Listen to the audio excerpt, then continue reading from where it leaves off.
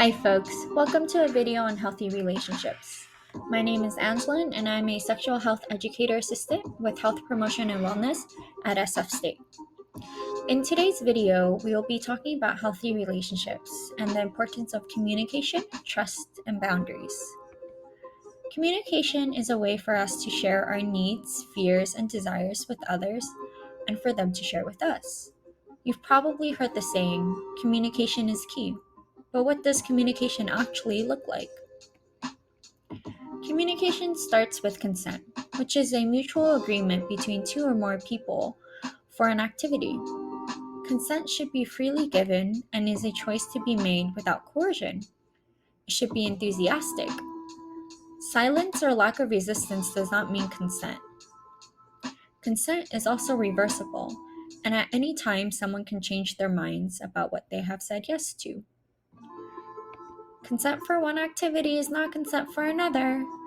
Saying yes to kissing is not saying yes to sex. Consent is also checking in, asking if what you are currently doing is still okay. Did they want to try something else instead? In a relationship, conflict is inevitable, and it's important to keep in mind that even though we may not get why the other person is upset, we can practice empathy. Practicing empathy can let the other person know that you are not dismissing them and are open to having a conversation to find a solution. Here are some tips for conflict resolution. Set ground rules. Everyone has different ways of handling or approaching conflict. Some people may want to discuss right away, while others may want some space to avoid saying something they might regret. Setting ground rules can help provide ways to handle conflict with your partner or partners. Using I statements lets the other person know how you feel without making them feel attacked. Use this template.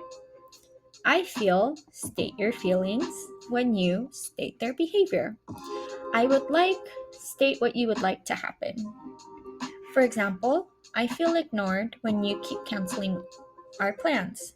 I would like you to let me know when we need to change our plans as soon as possible. As you are talking through a conflict, it is important to clarify. Ask any follow-up questions you have so you can better understand. Reflect. Think about what your partner has just shared with you. Validate. The other person's feelings are valid. Actively listen. Be present when the other person is talking and sharing. Thinking about what you are going to say next is not active listening because you are diverting your attention to your thoughts, not to what your partner is sharing with you at the present moment. Problem solve. Asking what we can do to prevent this conflict in the future. Who will do what? In the example I gave earlier of I feel ignored when you keep canceling our plans.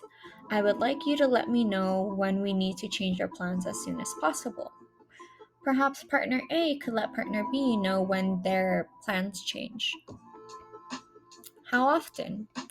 Partner A will let partner B know when plans change as soon as they know. When and where? Right when partner A knows they need to adjust plans, partner A can text partner B. What are possible challenges? In the example I've been using, perhaps partner A has to be more flexible when it comes to work, and it is out of their control when their boss wants them to stay extra hours. Therefore, understanding sometimes partner A may need to cancel plans on short notice. Moving from our conversation of communications to our next topic of trust. Trust takes time to build. Even though someone in the past has broken your trust, blaming your current partner isn't healthy. They are not the same person as the person that has caused you harm in the past. Trust is built through reliability. Will this person be there when you need them, such as when you are having a bad day or needs a ride somewhere? Are they following through with what they are saying they will do? Are they respectful? When either one of you is uncomfortable with something, will the person respect their boundaries? Reflect back on what we discussed with consent. Are you honest with each other? Especially with your boundaries, When your boundaries are crossed, do you feel comfortable enough to share your honest thoughts and feelings? Trust goes hand in hand with boundaries, our last topic for this video. Boundaries are limits we have with ourselves and others. What are some boundaries you have? What are some physical boundaries? Do you need a lot of time alone? What about public display of affection? What are some emotional boundaries?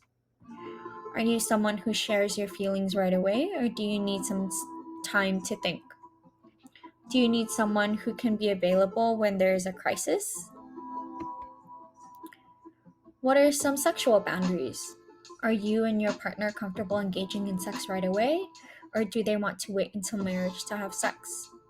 What kind of sex are you okay with? Oral, anal, vaginal, or just foreplay? What are some boundaries around beliefs? Do you have to share a similar culture? Practice the same religion?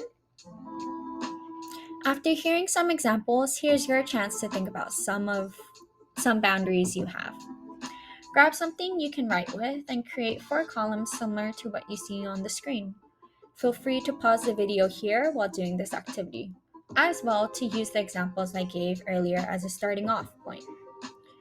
When you have come up with your list, place it somewhere you can see and reflect on from time to time. In today's video, you learned about communication and understanding consent, empathy, and conflict resolution, as well how to build trust and set boundaries with others. Remember to follow us on Twitter, Instagram, and YouTube at SF State Cares. To learn more about healthy relationship and other topics and services we offer, check out wellness.sfsu.edu.